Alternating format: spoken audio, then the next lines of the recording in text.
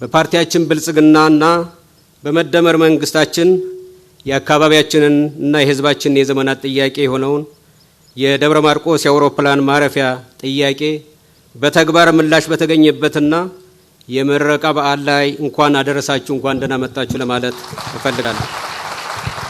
ክቡር ጠቅላይ ሚኒስትር፣ ክቡራንና ክቡራት፣ ደብረ ማርቆስ ከተማ ለረጅም ዘመን የጎጃም ክፍለ ሀገር ማዕከል የነበረች ማዕከላዊ መንግስቱን ከኢትዮጵያ ሰሜናዊ ምዕራብ አካባቢ ጋር የምታስተሳስር ከተማ ነች። ደብረ ማርቆስ የክፍለ ሀገሩ መዲና የነበረች እንደመሆኗ መጠን የአካባቢውን ህዝብ ወግና ታሪክ፣ ባህልና ማህበረሰባዊ መስተጋብር መገለጫ የሆኑ ቁሳዊና መንፈሳዊ የሆኑ የህዝብ መገልገያዎች በውስጧ ከተማ የኖረች ከተማ ናት። ደብረ ማርቆስ ከአዲስ አበባ 300 ኪሎ ሜትር ከክልላችን መዲና ባህር ዳር 265 ኪሎ ሜትር መካከል የምትገኝ እና አሁንም የምስራቅ ጎጃም ዞን ማዕከል ሆና እያገለገለች ያለች ከተማ ነች። ክቡር ጠቅላይ ሚኒስትር፣ ክቡራንና ክቡራት፣ ደብረ ማርቆስ ዛሬ እንደመረቅነው ዘመናዊ የአየር ማረፊያ ባይሆንም እንኳ ከዛሬ 30 ዓመት በፊት ቀደም ሲል ክቡር ዋና ስራ አስፈጻሚው እንደገለጹት የአውሮፕላን ትራንስፖርት አገልግሎት ተጠቃሚ የነበረች ከተማ ነበረች።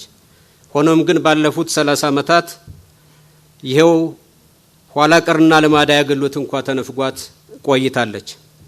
በአንጻሩ ደግሞ አካባቢው ከፍተኛ የሆነ የግብርና ምርት የሚመረትበት ሊለማ የሚችል እምቅ ሀብት የማዕድን ሀብት ያለው በተለይም ደግሞ የኮንስትራክሽን ማዕድን የበዛበት አካባቢ ነው። ከዚህ በተጨማሪ ይህንን የግብርና ምርት ወደ ማዕከላዊ ገበያ ለማቅረብና ከማዕከላዊ ገበያ ደግሞ የኢንዱስትሪ ምርቶችን ወደ ነዋሪዎቹ ወይም ወደ ሸማቾቹ ለማድረስ የሚደረገው እንቅስቃሴ እጅግ ከፍተኛ የሸቀጥና የምርት እንደዚሁም ደግሞ የሰው እንቅስቃሴ ያለበት አካባቢ ነው። በዚህ ምክንያት ባለፉት 30 ዓመታት የአካባቢው ህዝብ በማያቋርጥ ሁኔታ የአውሮፕላን ማረፊያ እንዲገነባለት ሲጠይቅ ቆይቷል። ሆኖም ግን ምላሹ አዎንታዊ አልነበረም። ይባስ ብሎም ከአዲስ አበባ ባለው በቅርብ ርቀት ምክንያት የየብስ ትራንስፖርት ብቻ አካባቢው እንዲጠቀም የሚያስገድድ በተለይም ደግሞ ከተፈጥሮ ጋር በተያያዘ የትራንስፖርት አገልግሎት ማግኘት እንደማይችል ከዛሬ 20 ዓመት በፊት በግልጽ ተነግሮት ተስፋ ቆርጦ የቆየ ህዝብ ነው።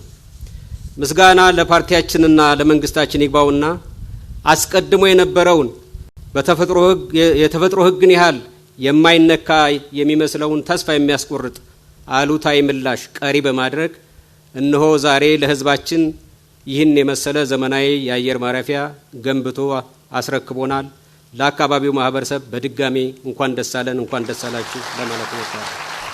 በዚህ አጋጣሚ ህብረ ብሔራዊት ኢትዮጵያን ለመገንባት የኢትዮጵያን ሀገራችንን ብልጽግናን ለማረጋገጥ ሌት ከቀን በቢሮ ብቻ ሳይሆን በሁሉም የኢትዮጵያ አካባቢዎች በመገኘት ለውጤት የሚተጉትንና ለዚሁ አውሮፕላን ማረፊያ ተግባራዊነት እውን መሆን ከፍተኛ አበርክቶ ላላቸውን ለነበራቸውን ለክቡር ጠቅላይ ሚኒስትራችን ከፍ ያለ ምስጋና በዚህ አጋጣሚ ለማቅረብ እፈልጋለሁ። ክቡር ጠቅላይ ሚኒስትር፣ ክቡራንና ክቡራት፣ ይሄ ዛሬ የመረቅነው የትራንስፖርት መሰረተ ልማት ፋይዳው እጅግ ብዙ ነው። ከፍተኛ የሆነ ግለሰባዊ ማህበረሰባዊ ፋይዳም እንዳለው ሁላችንም እንገነዘባለን። እንደዚሁም ደግሞ የተጋመደች ኢትዮጵያን የበለጠ ለማስተሳሰር ማህበራዊ ትስስርን ለማቀላጠፍ በእጅጉ የሚያግዝ ነው። የሀገር ኢኮኖሚንም እንደዚሁ አካባቢው እንዲያበረክት በእጅጉ የሚያግዝ ነው። ይሄ ፍላጎት እውን እንዲሆን በአጠቃላይ ከክልሉ ከዞኑና ከአካባቢው ማህበረሰብ በዚህ አጋጣሚ ለማሳሰብ እንፈልጋቸው ጉዳዮች አሉ። የመጀመሪያው ጉዳይ ግንባታው የጥያቄው የህብረተሰቡ ተመልሷል። ወደፊትም የሚኖሩ ጥያቄዎች በፓርቲያችንና በመንግስታችን ታታሪነትና የጸና ፍላጎት ብዙዎቹ እንደሚተመለሱም እተማመናለሁ። ነገር ግን በእኛ በኩል በትልቁ መስራት ያለብን ጉዳይ አለ። ይሄው ምንድነው? የመጀመሪያው የአካባቢያችንን ሰላም በእጅጉ እንዲሻሻል ማድረግ ይኖርብናል። ብዙዎቻችን እንደምናውቀው በተለይ በአማራ ክልል ውስጥ ያለን አመራሮችና ምልዓተ ህዝቡ እንደሚያውቀው በአሁኑ ሰዓት በአማራ ህዝብ ጥያቄ ስም የየማሉ ህዝባችንን የሚያደናግሩ ከህዝባችን ጠላት ከሆኑ አካላት ጋር ከኢትዮጵያን ጠላቶች ጋር በማበር ህዝባችንን እያሰቃዩ የሚገኙ አሜኬላዎች በውስጣችን ተዘግዝገው ይገኛሉ። ይሄም ህዝባችንን በእጅጉ ለስቃይ እየዳረገ ይገኛል።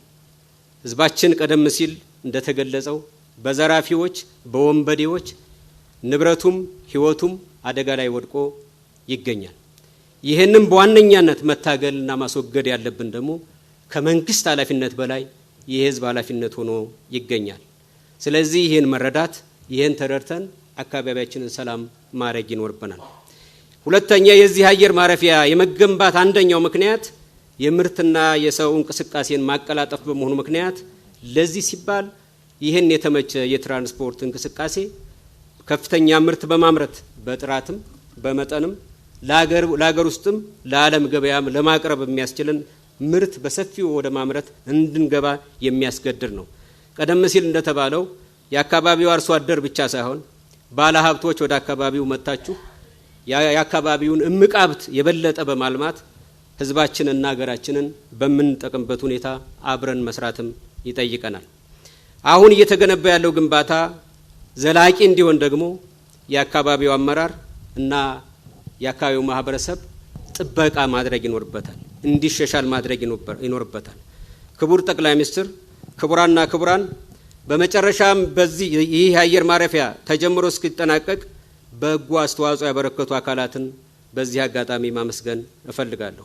በመጀመሪያ ደረጃ ቀደም ሲል እንደገለጽኩት የኢትዮጵያን መጻኢ ዕድል ለማሳመር የሀገሪቱን የመልማት ዕድሎች በመፈተሽና ግልጽ አቅጣጫ በማስቀመጥ ራሳቸው ባሪያነት ተግባሪም አስተግባሪም ሆነው ሌት ከቀን እየሰሩ ለሚገኙት እና በዚህ ኤርፖርት በእንዲህ አይነት ሁኔታ እውን እንዲሆን የማይተካ ሚናቸው ለተጫወቱት ለክቡር ጠቅላይ ሚኒስትራችን በድጋሜ ከፍ ያለ ምስጋና እንድታቀርቡልኝ እጠይቃለሁ።